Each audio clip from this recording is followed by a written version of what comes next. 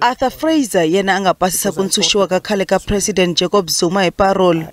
Zuma a pfaleriwe ejele endzhaku ku honisa ku landzela xileriso xa khoto ya vumbiwa xa leswaku a ya nyika vumbhoni eka ntshamo wa commission ya Zondo.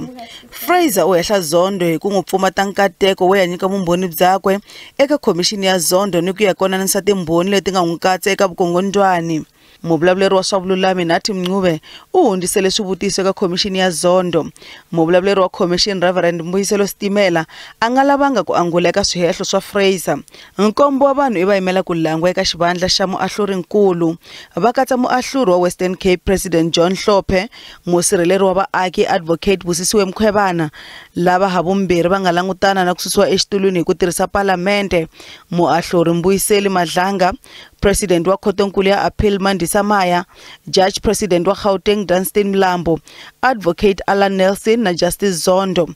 The front runner for the vacant post of Chief Justice is Judge President Maya of the Supreme Court of Appeal, who will become the first woman Chief Justice in South Africa if she is appointed.